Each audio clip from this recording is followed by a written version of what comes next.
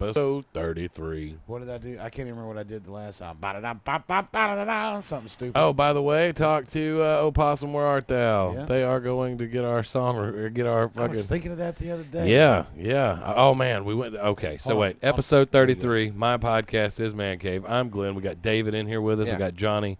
I'm not dead. No, and your camera's not on you either. Well, I'll move it. I'm just letting you know. But yeah. That being said, Opossum, where art thou? They did a show at The Dove, right down here in Highland. Never heard of it. It used to be Neverland, That's pretty good. the lovely lesbian lounge. Is it no longer the lovely Where is it lesbian lounge? located? No, it's on Highland. You know where Thunder from Down Under Saloon or whatever the fuck it's called? Where? The damn, never mind. No. Tell me again. I'm listening. Down there, Thunder something. Bayou The Thunder. Bayou Thunder Saloon? Yeah, okay. It's that little cement block building on the corner of right before you get to Olive.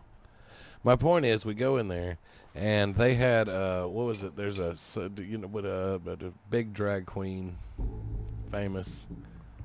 Famous big drag. When you say famous drag queen, I immediately think of RuPaul. Divine. Okay. And it was some horrible movie where she's eating shit or some shit like that.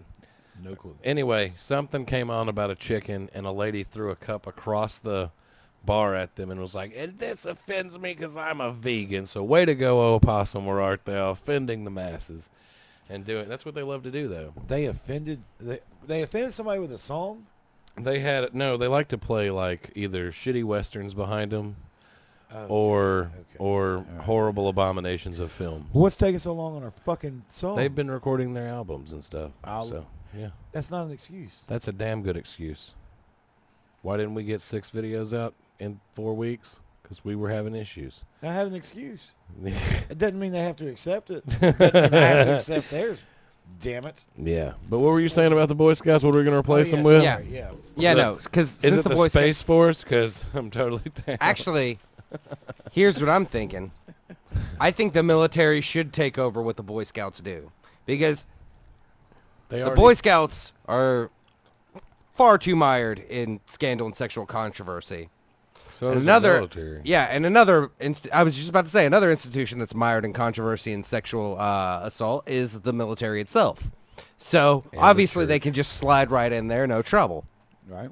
And they can take over a lot of stuff that the Boy Scouts does, a lot of wilderness survival training. But then again, they can also instill in the children that they need to go out and die for America. You don't think they're already doing that with like ROTC? Yeah, but they don't start that shit till high school. Yeah, Boy Scouts. Like, Boy Scouts, you can get it on the ground floor. That's Cub Scouts. Mm-hmm. So mini Marines or something like that? Yeah, but I'm just saying there's other places like before high school where it's a military-based camp. Yeah, but those are military academies. That's like detention center kind of stuff, though. I was about to say, isn't that for troubled kids? Yeah, but no, but military what I'm schools- saying is well, that... they're not just for troubled kids. A lot of them are actually pretty prestigious. Some of them are. Military school. We're not talking about military schools. No. I'm talking about like a military camp for, like you said, fucking Troubled degenerates. youth. Like But the thing is I like, think most of them I just think call that it maybe juvie. you'd be onto something if we don't go with just the mired and stuff. If they did like a positive, like because Boy Scouts is supposed to be positive, and so far most of the stuff before you get like military, before you decide it, military school, but nobody thinks positively about military school, and because if you get sent there, it's like the biggest fear back when I was a kid. Yeah, I'll send you to military school. How about the Adventure Corps? I honestly think that every kid at the age of 15 should spend a week in a prison. No. Yes. No. Yep. Disagree. No.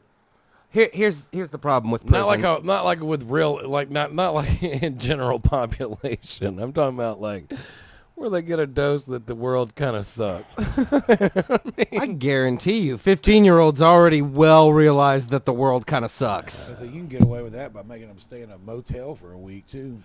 Yeah, because I was about to say, like, no, I because have to prison stand legitimately in makes people... lines at Every Disney 15-year-old World. has to stay at the Beacon for 4 days. Oh man, did you know at the Beacon they have like a hidden hallway? It's got a bunch of holes drilled into the wall. No, yeah, Bad. but it's Thank got, God I like, had my dick-shaped drill bit on me. I'm just like, no, you go. So it looks like it's got twin closets, right? But one of them's always locked. Well, we broke into it like fucking heathens. It's got a hallway that goes all the way down between all the rooms. You can sneak into any room you want to. That's weird. Yeah, we learned that on prom night. So many things learned on prom night. B&E. But yeah, called trespass. but no, I would like an organization that like, you know, like gets kids out in the wilderness, like teaches them some things, like basic interaction with nature, because nature is like the primal force of the earth. Like we should at least have a basic respect and understanding of it. Look, man, I'm gonna tell you that there's a few things that I really learned in the Boy Scouts. I learned that Keep your butthole tight. No. I was never touched. Not, he as never had a anything tight like butthole. that. I never had a tight butthole, but I was never touched as a Boy Scout. You know, my Scoutmasters were awesome, and it wasn't like that. But the things I learned is that you can make your own knot just by taking the rope and just twisting it however the fuck you want to. You know, they teach that in the Klan, too. Yeah, well, it's called a Jonny knot when you're in Philmont Scout Ranch with your homeboys. Yeah, no, I'm sorry, hearing the phrase Johnny Knot after he said the Klan, I immediately thought the wrong thing. Well, that's on you. That is on you. But the other thing I learned is that a $1.99 corncob pipe from a gas station is not a good thing to smoke pot out of. No. And those are the two big takeaways that I got from being a Boy Scout. So Yeah. So maybe it's good that organizations so let me die. ask you this. So now this is a really good question that I think. So you're yes, taking kids out into the wilderness and teaching them things, and that's fine. Now, what about the fact that now we live in a society where they're kind of like trying to water down masculinity? You know, I think that's the ultimate point to try and reclaim it, is the fact that, because I understand where you're coming from with that of like watering down masculinity, because there's this thing going around to where like everything on everything is the most extreme. Masculinity is now so toxic. It's the root cause of everything that's ever been bad. Right. Not being masculine is also the root cause that's ever, and like this constant war where no matter what, everybody's constantly just, I'm right and everyone else is wrong. No matter what I think, no matter how ill-researched it is. And here's the thing. I don't like the phrase toxic masculinity. I get where it came from, but that's not what it is. You're wrong. It's somebody who doesn't have empathy and is legitimately out to be cruel to others. That has nothing to do with the prime sense of what masculinity was meant to enshrine. well, no, like my nephews, you know, my brother, he wants them to be tough and everything like that, but at the same time, you know, they have to deal with me, who I love a good manny and a petty. It doesn't make me any less masculine. It just, I think that taking care of yourself is just as important as, but I do believe that, you know, there's a time and a place to whip somebody's ass. But here's the thing, like, again, all of those, what you do or what you say or how you act, none of that has to do with the prime core of what masculinity is. Right. Masculinity at its core is protect the people you love, take charge. work hard at the things you care about. Right. That's basic what was supposed to be masculinity for forever. Just be like, yeah, you're a man, you get up, you go to work, you work hard, you provide for your family, and you take on responsibilities that aren't necessarily yours. Nobody's forcing you to take that, but you take on those responsibilities because that's what men do. Well, like when I was 16, I started racing. My dad flat out told me, and I mean, and I think it wasn't a bad thing, is what I'm saying. Is, you know, if you're out there racing with grown men, if you piss off a grown man, Daddy's not going to fight your battle for you. You're going to have to, if you piss off a grown man and he wants to fight, or you want to go fight a grown man, you better be willing to take a grown man's ass whooping. Yeah. And like Personal responsibility. Right, but yeah, absolutely. But I mean, and the same thing is, we have these kids nowadays that race with us, and they're fucking 16, 17 years old, and they're just out there poking the fucking bear, and then they get upset when they get their ass whooped. Like, everybody gets upset when they get their ass whooped. Well, no, but you know what I'm saying. They're like, I can't. They don't know that it's coming. They don't believe that it's an actual thing that can still happen. They can't believe you have the audacity to actually punch You me in laid- the face. you put your after hands you on called me. a cocksucker. Yeah, it's that basic thing of like, taking personal responsibility, and a lot of times people feel like they're above taking personal responsibility. Yeah. Like, that's just a thing that's going around a lot now, where people are just like, I have this justification, or I have this justification. I don't have to take responsibility for that. Well, this person said this on this thing, so I don't have to worry about saying anything else to this because this person said that. So now I'm perfectly free and clear. Right. We went to I had to go to the emergency room with Mom today. Mm-hmm. She thought she was having all the symptoms of a heart attack. Turns out she was having like gastrointestinal spasms. Yeah. Fart. No, like her stomach and esophagus was spasming into her chest. Mm-hmm. So anyway, we're sitting in the hallway, and Mom's a recovered opioid addict and alcoholic. And there was a lady there, and she is, you can just tell, she is methed up. And this woman is howling the entire time. And Mom looks at me and goes, she said, don't you feel bad for her? And I'm like, no. And she's like, why? And I'm like, and I said, because honestly, I'm more grateful. And she goes, what do you mean? I said, I'm grateful because I see this woman and I look at what you could have been. And I'm grateful that you're not there. Do I feel bad for another human being? Mm-hmm. I hope that she fights her demons. I hope that she fights them the right way. And I can say a prayer for her, but at the same time, I'm more grateful that didn't happen to my mother. Yeah. You know? And I mean, and she looked, I said, you know, as she's sitting there battling her recovery every day. Mm-hmm. And of course she's going to be more empathetic to her because she's closer to that suffering than I am. Mm-hmm. I only had to suffer it secondhand. Right. You know what I'm saying? When somebody's been through that fight, they Right. know how many haymakers that fucker can throw. You're like the husband to the alcoholic. Yeah. You know, you're the... Well, he's literally the son to the alcoholic. Well, that's a good enough analogy. But what I'm saying is like... It's not even an analogy, it's just fact. You have a lot of people that, like the scorned husbands or wives, spouses of alcoholics, they have no part of anything to do with that because it affected their life so hard. Now, you know what I mean? Well, And like caused their family to break apart or whatever the case may be. At the same time you say that, I remember when I came back from California, I remember my dad was asking me, was it worth it going out there? And the funniest part about it is the one thing is you can admit when you go away and you move across country or something like that, you're trying to get away from all your shit. Mm-hmm. And one of the things was I felt like I was very much obligated to everybody. Like I couldn't be my own person because I have to help this person and this person's having a crisis and I'm doing this and I'm doing that. Now the funny thing is when I got there and I started working at the local retailer, Walmart, I'd say out of 22 guys, 15 of them were recovered addicts. And because you worked with or that worked underneath me. And so the funny thing is because of my upbringing, I knew every trick. You know what I'm saying? I knew all the signs. I knew all the symptoms. I knew all of the tales, all of it. You know, they couldn't pull one on me if they wanted to. You know, you had to come to work. Now, several of them cleaned up significantly. You know, you have your lost causes.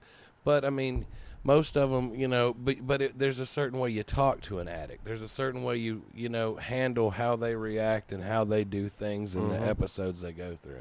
So that's what I was saying is I always thought, she goes, did you think that there was any real reason you went?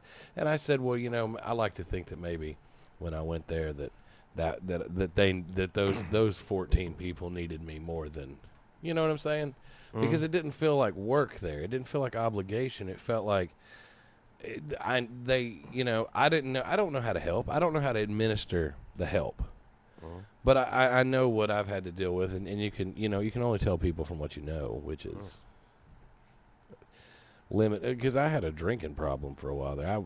I drank way too much. You remember? We'd go out to fucking comedy shows. I know. I was drinking too much right next to you. I mean, yeah, but I'm telling you right now. I mean, there was no stop on our button at all. Like we would fucking go until we blacked out. And then finally, when I moved to California, I couldn't afford to fucking drink anymore. And so now I have 2 or 3 beers, and I'm like, well, those are some nice beers, and then be done. I don't have to get shit-faced. I'm glad I never had to live that life or never lived that life. Yeah. Because, I mean, alcohol was just a... Well, no, it started as a fun thing. Yeah. We just did it at the parties. It's kind of like cigarettes. Yeah. But it's... Energy drinks too, because you know how cool parties are But yeah, no, it's that thing where with your energy drinks. you just it's the road to addiction is always the same. Like you use it as a method just to enhance your life, and then you realize when you're at this level of enhancement that you can just you're fast enough to outrun your problems as long as you're on X substance. And so your problems can't touch you as long as you're, on it.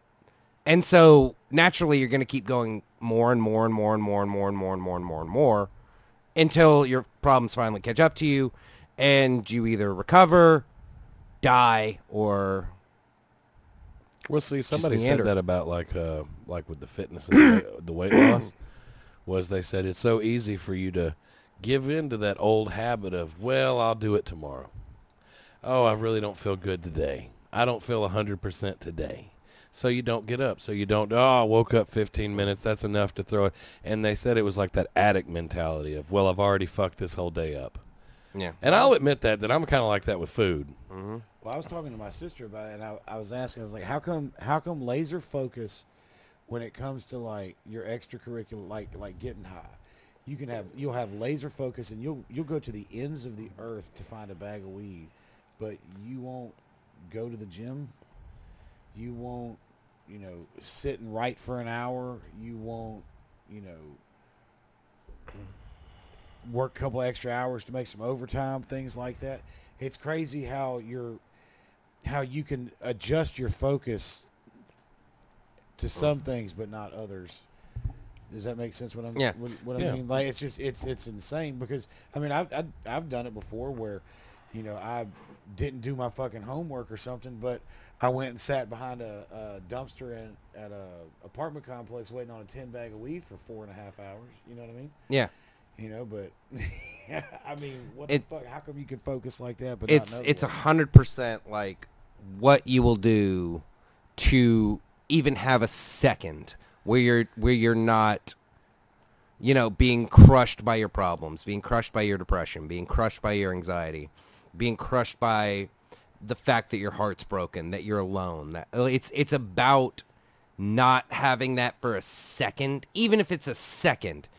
Because I can tell you, like, the links I would go to not feel the feelings I was feeling at a time were fucking Herculean. If I'd applied that much energy to anything else, I would have a fucking time machine. I would have a jetpack right now if I'd applied that energy to literally any other goddamn thing. Right, and how much of that focus of you doing that actually aided or helped your anxiety go higher and your depression go deeper, like actually the physical motions of going and trying to do that and taking all that time and effort and putting all that energy into it, how much of that affected you in a negative way?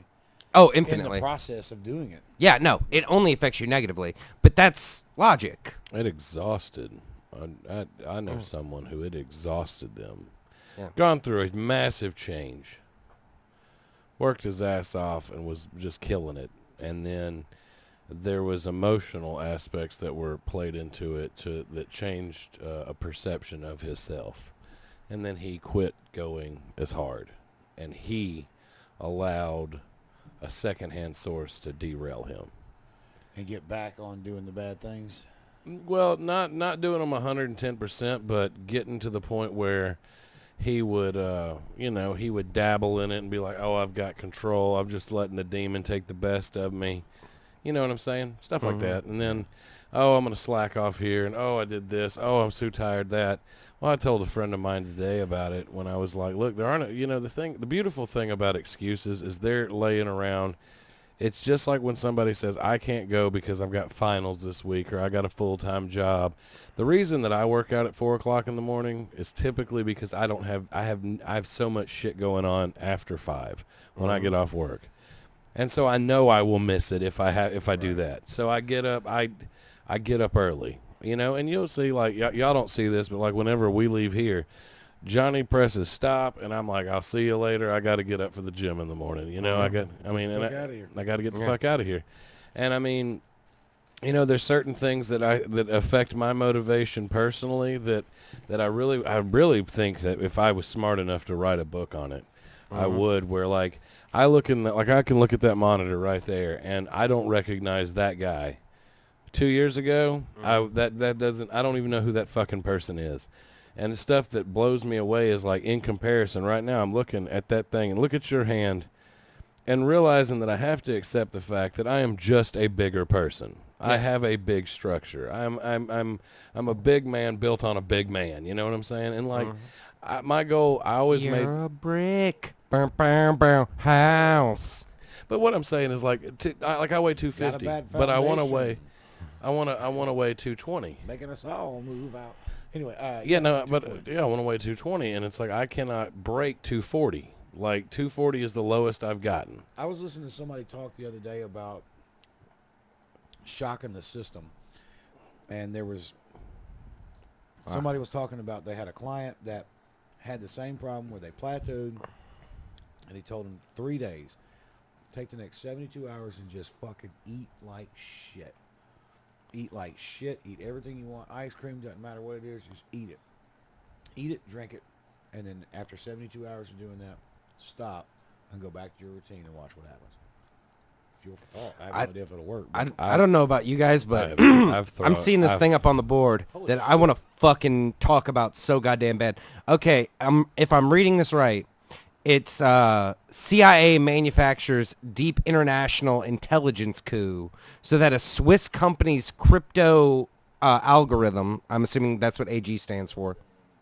Oh, crypto AG. All right. Operated since World War II under the CIA's oversight.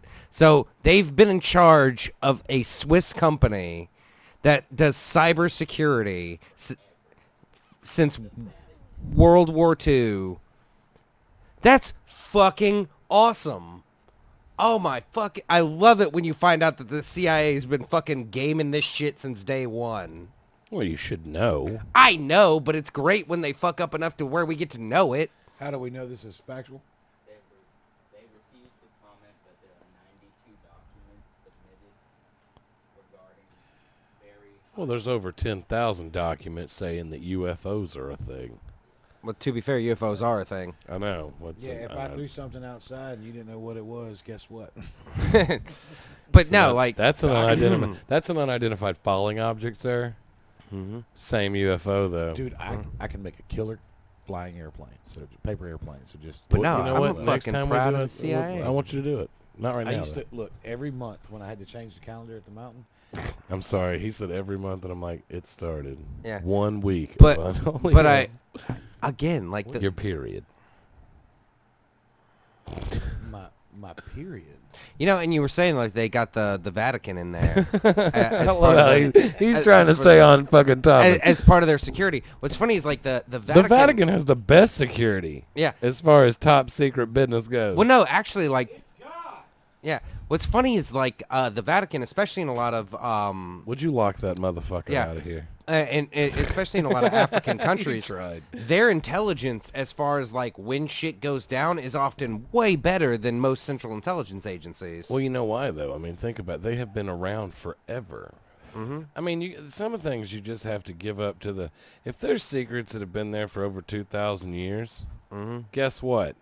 They're better at it than we are. Yeah. You know. And the one that's getting me that he wrote on there is... A 6-year-old girl was committed to a mental health facility without her parents' consent. Mm-hmm. Oh, it's the Baker Act permits it.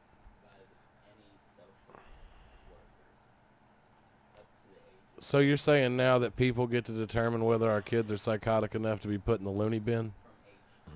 From age 2?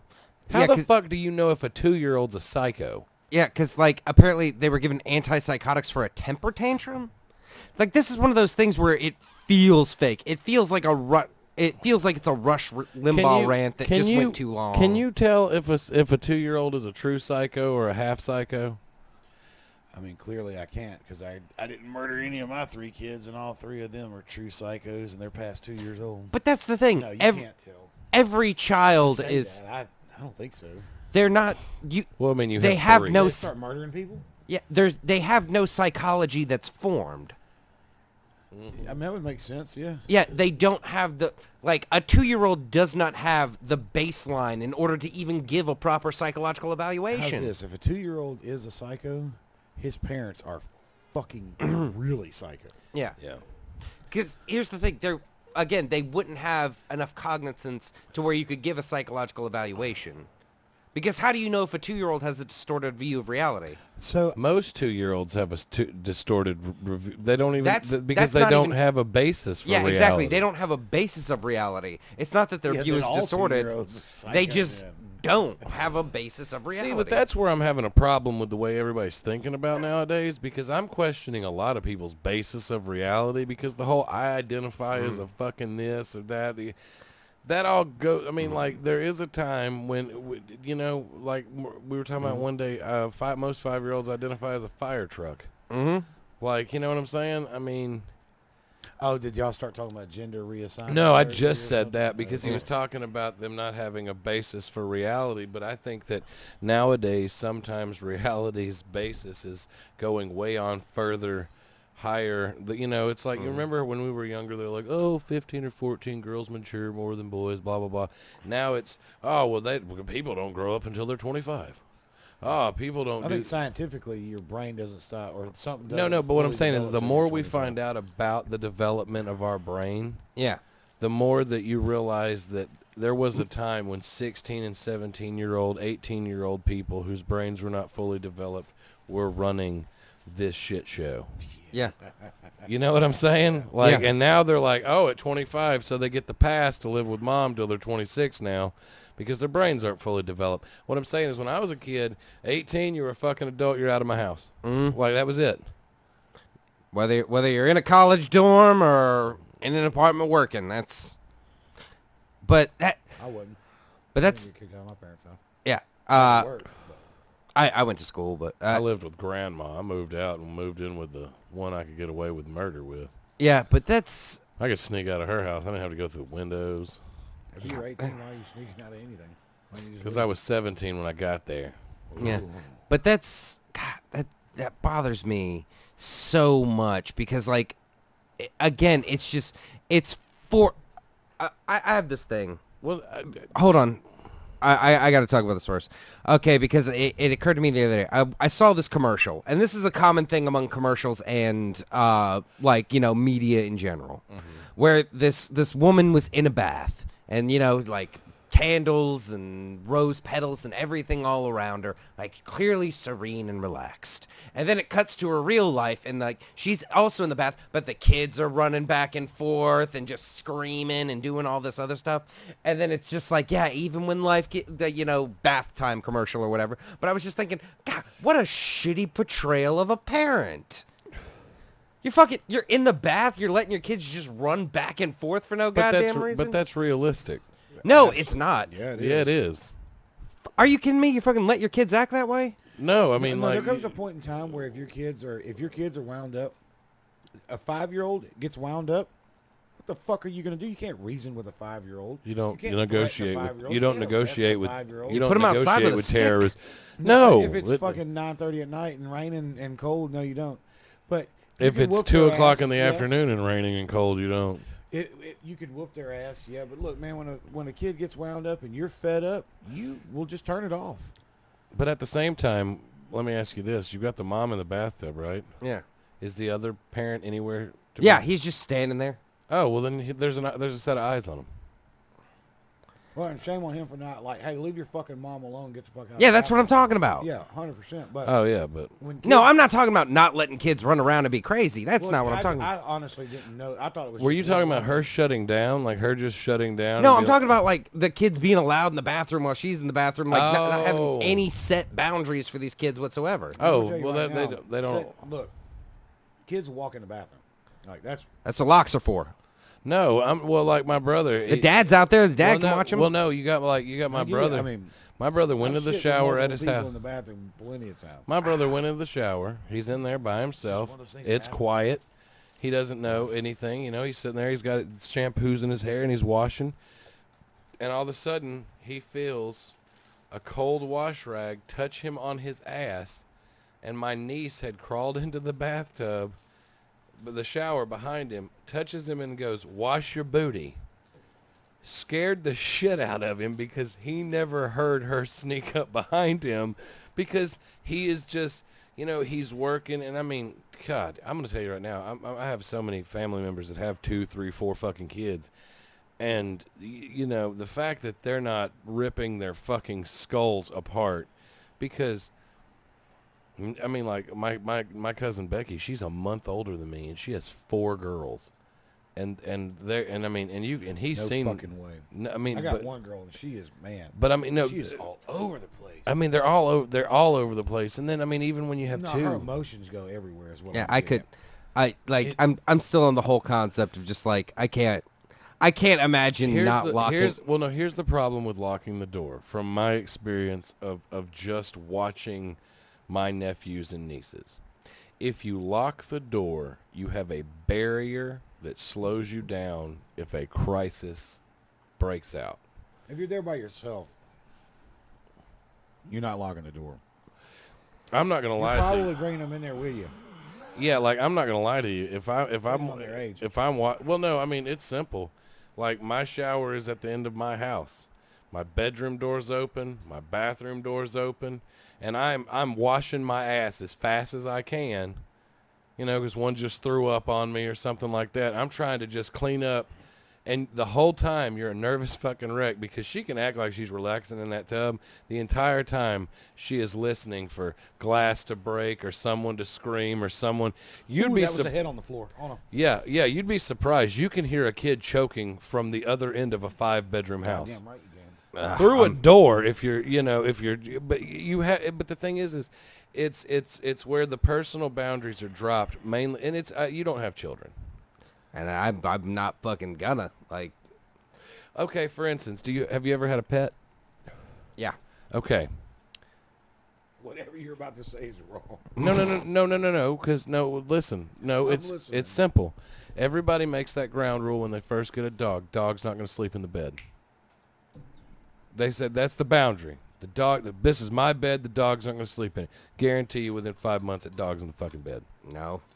Promise you. I can disagree with that too, because I said that my dogs are. Well, no, your dogs sleep outside. They sleep outside. No, right, but I'm saying most people that allow their dogs in you don't allow your dogs in the house every day.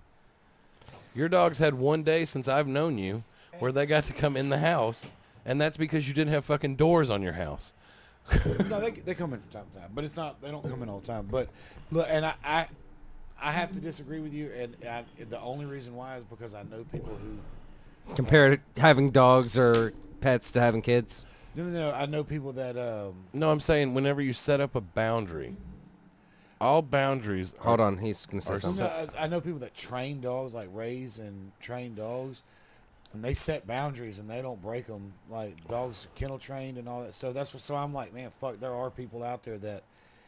Well, no, like they set them boundaries, and just like with some people and kids, man, they'll set those boundaries and they'll lock that door and they'll tell you to get the fuck out. But I wasn't one of those ones. Yeah. I mean, because I'm gonna tell you right now, when you got 2 kids, one's 3 and the other one's a newborn, and you got to take a shit, you're taking that baby in there in your lap. I've held kids on my lap more times than I'd like to admit, while dropping a deuce. I mean. I have literally been taking a shit in the bathroom while I've never done. My wife was taking a shower and my son was brushing his teeth. Like, well, no, see, but on another note, like with my dogs, I have one dog. Man, I'm telling you, I want a society. I want a goddamn society, and that just sounds like if fucking dogs were allowed to roam free. Well, I mean, if you want a society like you're talking about, then maybe you should go back to a chimpanzee society. It's family. To me, it's where they are physically reinforced. You know how comfortable you are at home alone with the things that you do. You walk around naked and all that shit. Whatever. I've never been comfortable anywhere. Saying, really? Like, you don't walk around naked, David? You know what I mean? Well, about being naturally, after I'm done fucking, but. You know what I mean by being just in the middle of the space. day, though. When I lived in my place, y'all be lucky if you caught me with clothes on. Well, but you know what I mean by being comfortable in a place. Yeah. You know what I mean? I think that's what happens as a family unit. We all get comfortable in our own place, and it just naturally meshes and mingles together. Because, I mean, you can walk in the bathroom and use the bathroom while I'm taking a shower. It's not a big deal to me. You know, And also, my I son think it's- shit in my hand less than 3 months ago because he needed help wiping his butt. Well, no, I mean, I think that I think each person has their own boundaries of what is acceptable. Yeah. You know, like for But you instance, break it once. well, no, like, And well, you no, break it twice. well, no, like, okay, for instance, and this is just, you know me and you are friends there, Gabby. Gabby will come to wake me up, but I am incredibly hard to wake up. So once I wake up, you can ask him. I stand up, I go straight to the bathroom, doors wide open, and I never stop talking to him, and I'm pissing the entire fucking time that I get in. But it doesn't bother me, You know, because the part of that story I believe the most is that you never stop talking. yeah, I'm always talking. Yeah, that's You don't have morning wood, and that doesn't make it hard to piss? mm-mm.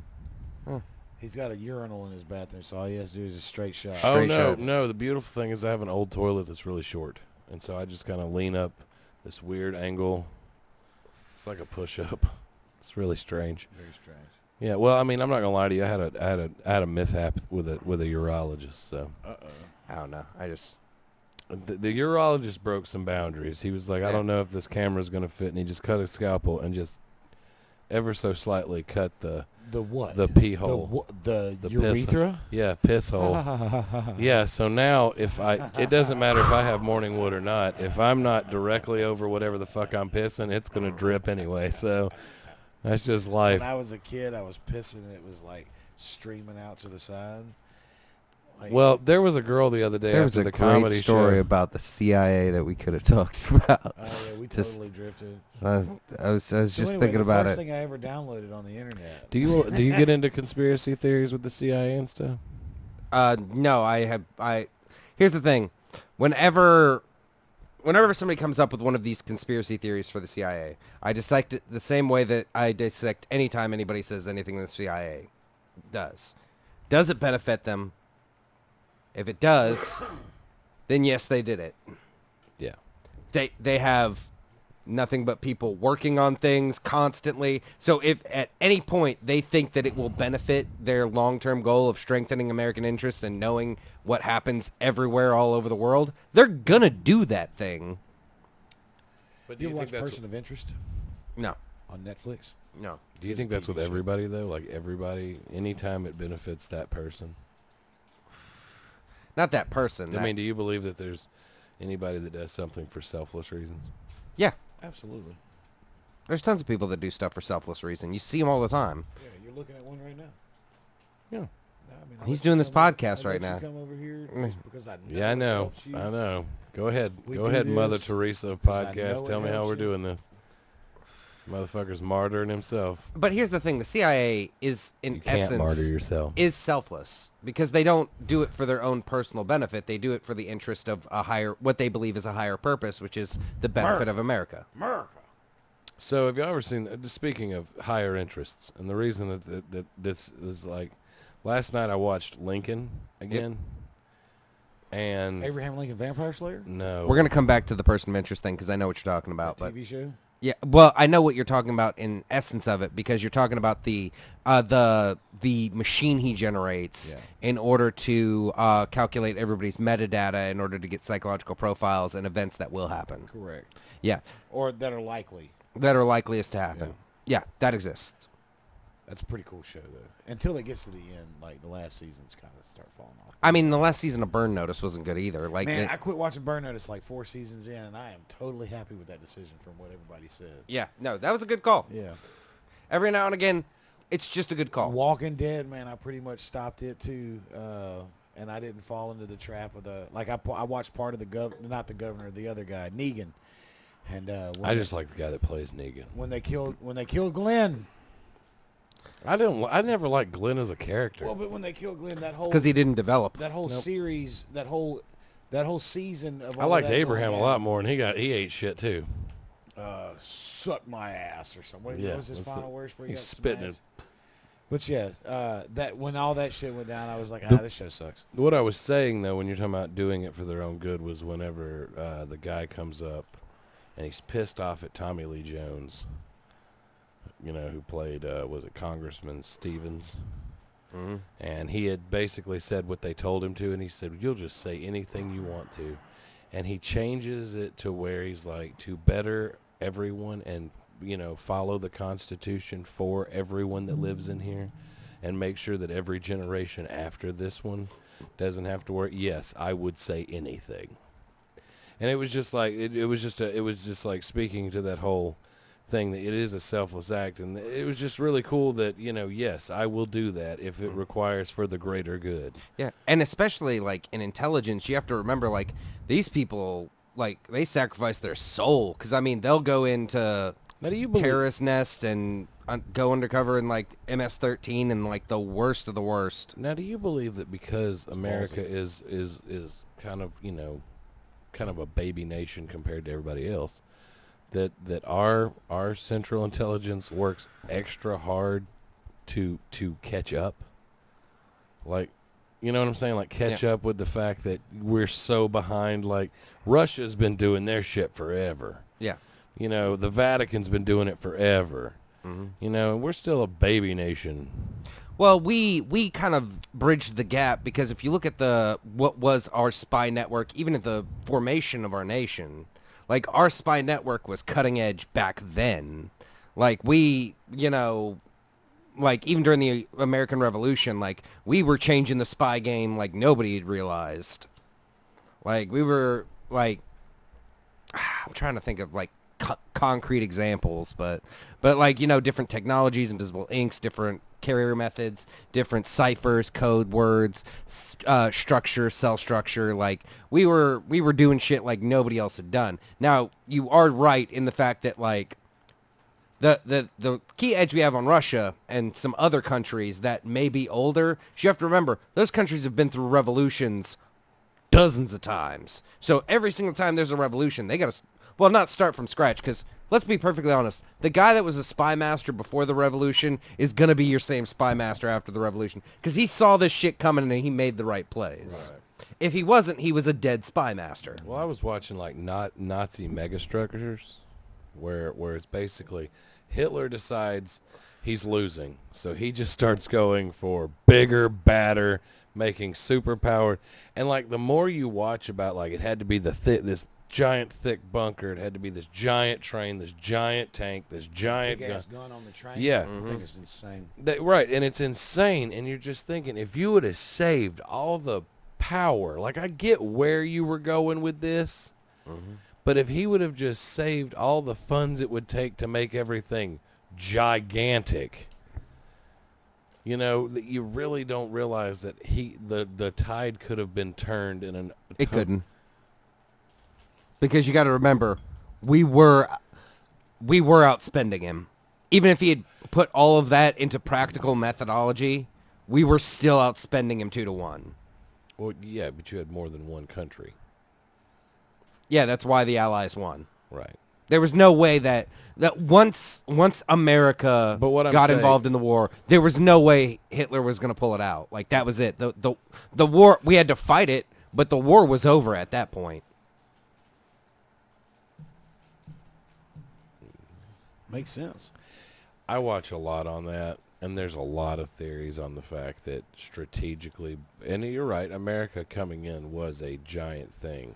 I have heard, too, that if he would have listened to his generals, we'd be...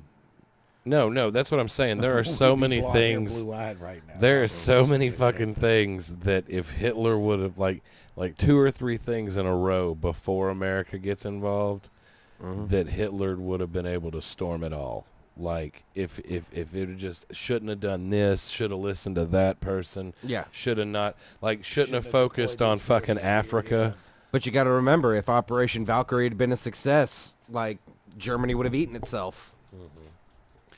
Is that movie, that Valkyrie movie, that whole idea, is that somewhat...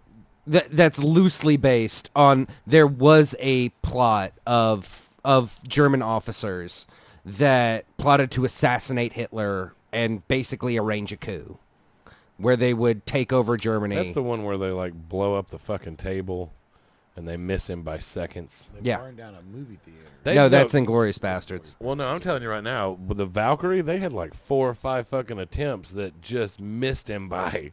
Yeah, by inches. But like there was one where he was gonna get on the train, is walking towards the train and goes, I just don't want to take the train. I think I'll take the car, and then the train fucking explodes. Yeah. And it's like I feel like he had this little small intuition, like, yeah, that's about to blow up. Well, no, there's the theory that there's the theory that the several members of the SS were fully aware of everything that was going on in Operation Valkyrie, and that they let it play out in order to trap the co-conspirators and get everybody I'm involved. going to tell you right now, If though, you're extremely paranoid, you change things up at the last second. Yeah, all dictators do that. if you watch those shows on like the Nazis and fucking Russians, and I'm going to tell you right now, there were some fucking psychopaths. Yeah, and they all rose to power. Yeah, I'm talking about like the shit that I would never think to do to another fucking person. Mm-hmm. Just horrible shit. Now, I do have one question, because me and you talk about, like, and it goes along with psychopath and shit like that.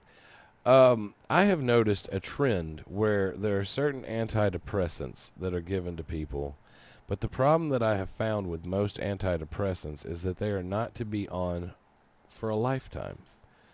It's a temporary fix to a temporary problem. Yeah, it's meant to alleviate symptoms the same way that any medicine is. Very few things are cures. Most medicines that are given are there to alleviate symptoms. Yeah, but they're being prescribed as cures.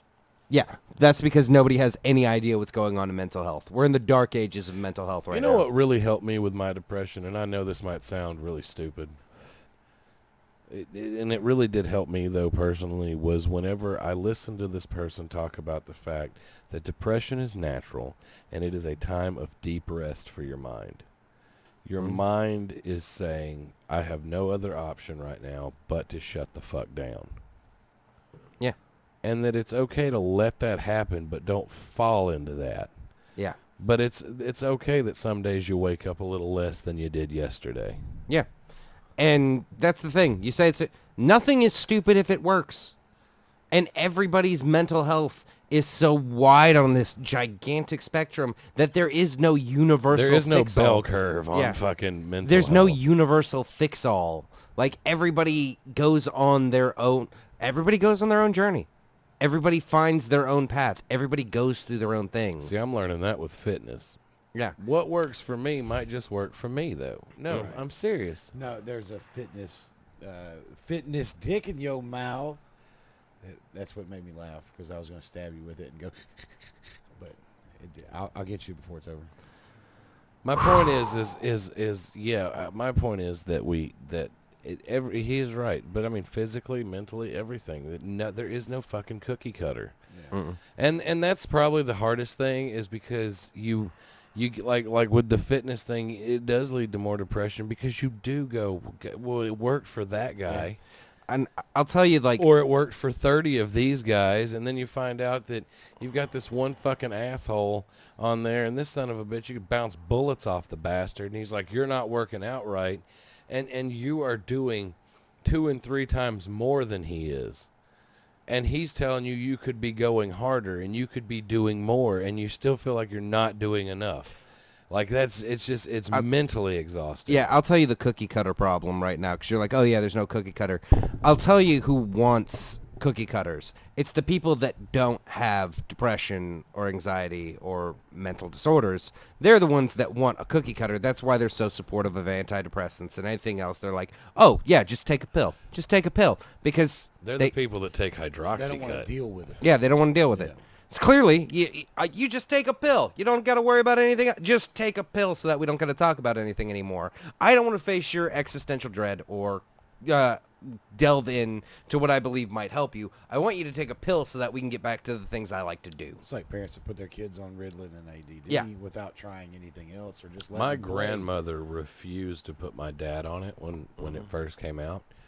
And she said the thing is, then she gave in, because he's super hyper, and he's still hyper at 55, he's, but, it worked? She got him off of the Ritalin, and she would give him a cup of coffee before he went to bed. It'd knock him out because it was a stimulant working on that ADHD, and he'd just conk right out. Yeah. And so she was like, yeah, so Carl's been drinking coffee since he was like 8. But yeah, She's like, he'd come in there and she's like, oh, look, your coffee's ready. He's like, oh, and then he'd just pass out. and I'm not saying that antidepressants don't alleviate symptoms for a lot of people. Right. But they're not a permanent solution. They're not a permanent solution, and for a lot of people, they don't work. A lot of things that a lot of people think for some people don't work. Like for me personally, 100%, nobody believes me when I say it. I still 100% every time I've ever said this, nobody believes me. Therapy does not work for me. It doesn't. I've tried 15 different people, 3 of whom were specialists. Well, see, I think that's because you speak so much truth while you're... See, the thing, like as a person that's watched you perform for years, you show so many fucking cards on stage that I could see where a therapist wouldn't work, because in your mind, you're not hiding anything from anyone. Yeah. You face your depression, your anger, your anxiety, any kind of awkward situation. You face that every time you go on stage, and you let everyone know that you are flawed, imperfect, depressed, alcoholic sometimes. You know, you throw it all out there. Yeah. And so what the fuck are you going to tell a stranger? Exactly. Like, and that's the thing. Everybody's like, oh, well, you just didn't find the right one. You didn't give it long enough of time. Like, I've given it a year. I've given it 6 months. I've tried 15 different people, 3 of them were specialists. Like, it's not going to work. And it's not like I have a high bar for what I believe a therapist should do. Right. Just say something I couldn't think of, that I haven't already thought of myself. Just say it. Just say one goddamn thing that I haven't thought of myself. That's it. That's been the bar I've held for years, and nobody's ever met it. That's not true. There's been times that not a clinical person, but David's really, sometimes you just got to tell him that doesn't work. Yeah. And for some odd reason, that's not the thought that's ever crossed his mind, and you're like, well, that's dumb. You shouldn't do that. Yeah. Then magically reality will set back in. But I've always been a firm believer that, well, like comedians, they deal with that fucking shit all the time. And I hate, you know what the one line I can't stand on fucking stage is? Oh, well, this is my therapy. Oh, this is your job. Yeah, like, This is my therapy. You know, well, this is my therapy. I don't have to pay for any. You don't know these fucking people. Mm-hmm. And the thing is there's certain things that I'll talk to him about, Gabby, that I won't talk. Well, that's not true. Everybody in here I'd pretty much talk to you. Mm-hmm. But like a lot of people, you know, when I'm going through something, I'm not very social about it. I don't post shit about my life. I don't walk around just letting the whole fucking world know what the hell's bothering me. You shouldn't either. Mm-mm. No, I mean, and I don't think you should. And I think that whenever someone, I mean, what was it? I was doing, I told him I was coming up to a show, and I mean, I was fucking down. And one of the newer guys looked at David and was like, yeah, Glenn's way fucking depressed. I think he's going to bail out. And he's like, nah, depression's Glenn's wheelhouse. He'll be fine. And it's because I do like the fact that as a comic, I can turn that shit off. Mm-hmm. But the problem is you cannot turn it off 24 hours a day. No. And that's... And you shouldn't be able to either. Mm-hmm. Like, No. if you can, that's a problem. But yeah, that's a problem. Again, that's one of the things I'm going to talk about when we start the mental health podcast. It's 100% just like there is no cookie cutter solution. There's no one thing. No matter how many, and the thing is, you're gonna get it from everybody. Well, not everybody, but you're gonna get it from so many people in your life. Well, just go to therapy. Well, just take this pill. Have you tried this? Motherfucker, I've tried everything. Some things that work, some things that don't, some things that help for a while and then don't. It's not there's not a switch you can flip. There's not a magic solution. Well, in defense to people like that, I mean, they don't know what you have and haven't. They're just trying to help. Well, no, I mean, And you they take don't- it like they- that. There are people that are just trying to help. But in so many interactions in my life, that is not the reaction. That's not the way it feels. That's not the way that I'm getting it when something like that happens. Well, when like, somebody says something like that. When I was younger, I got bullied real bad. They'd pull hair out, they'd beat the shit out of me. And I remember the school recommended that I go speak to a counselor, a psychologist. And I walk in there, and she said, Glenn, what are you thinking right now? And it's the first time I cussed in front of an adult. And I said, I don't see why I'm the fuck here. I'm not the one kicking some kid's ass. I'm not beating the shit out of somebody because they exist. Why the fuck am I the one being talked to? And I remember that, and that put a bad taste in my mouth for fucking therapy, because you have 8 sons of bitches that every day they wake up and their sole purpose in their life was to show up and beat the unholy fuck out of me, and I'm the one that has to go talk to somebody because and I wasn't acting like a victim, but they thought it was ludicrous that I was trying to fight 8 people. So they're like, Glenn, where are your problems? So you're acting out. Yeah, I'm getting punished for the fact that, Glenn, why are you acting out? These motherfuckers, I get off the fucking bus and I get my nose bloodied. Mm-hmm. I had literally, they ripped out fucking wads of my hair. Yeah, you show it with a 9mm too. You're the one that's a piece of shit. Mm-hmm. Well, I think that's a lot what you're saying is that how do you you can't diagnose everybody, but I mean, you know, look at the fucking source of the problem sometimes. As far as kids bullying, let's get further into it and find out, why is this kid a piece of shit? Right. Why are you showing up with this fucking... And the adults, there's so many times these adults see them picking on this fucking kid, and then they get all up in arms because he came and blew them the fuck away. Nobody else was there. He got to the point where he said, fuck it. Yeah. Right. Mental health is in a draconian state in America. But that's what I'm saying. He just got to the point where he said, fuck it. You know, think about it. Like with Robin Williams. You just got told that you have a disease that is going to destroy you. Mm-hmm. Who the fuck's going to just wait around for that? Exactly. And the thing about, I tell everybody with comedy, the biggest fear in America is fucking public speaking. Second one is death. If you've already mastered one and you've made a big fucking career out of it, death ain't shit. Yeah. And if you tell me that the rest of my life that I have worked so hard for, I'm going to sit here and just basically be a puddle of a vegetable of a fuck it, I'm done too. Yeah. Peace out. It's like, you know, I mean, I can respect the fuck out of that. But I mean, but like, I remember that night that we had to do that comedy show after Robin killed himself. Mm-hmm. Everybody's like, "Are y'all surprised?" There wasn't one fucking comic that was like, "Oh yeah." I mean, no. Y'all miss Tristan's closer last night. Oh yeah. Mm-hmm. Yeah. I'll have to tell you off air, I think. Okay. Okay. That's something you just said triggered. Well, I mean, that's a good time to end the show. Then I want to fucking. Yeah. Well, no, I'm just saying. I don't know when the last time y'all watched this set of Tristan's, but he ended it rough. Yeah. Well, the thing that I'm saying is, when it comes to any mental disorder or anything like, my mom was an addict, and my mom has manic depression, and she's done with that. But my mother was 10 times harder on her than she ever was us. Mm-hmm. She beat the shit out of herself. She made it look like we were just bystanders. But anyway, good episode. I think we're there. We're 56, 56, 57. 56. Y'all, thank y'all so much for listening. I'm glad that y'all just stay on this train ride. I know me and Johnny have a problem staying on task sometime, but hey, that's just the people we are. Yeah. That's why we keep people like David Allen around to try to wrangle us in and talk about CIA shit, because he knows it's just really Vatican shit next time. Well, no, really, basically what it boils down to is David Allen comes over here because normally he just gets to feel smarter than one person. Now he gets to feel smarter than 3. Yeah, so it's just a big fucking intelligence. I'm not smarter than Gabby. They just talked about fucking nuclear fusion for 30 minutes. I was fixing cameras. Yeah, like me and you were over here sitting here. I'm like, I think I'll just look at my pretty little box with lights. And you're over there like, I'm going to figure out how cleaning my ears with Q-tips. I'm not listening to this shit. Yeah, like the atom splitting and fusion and spherical crap.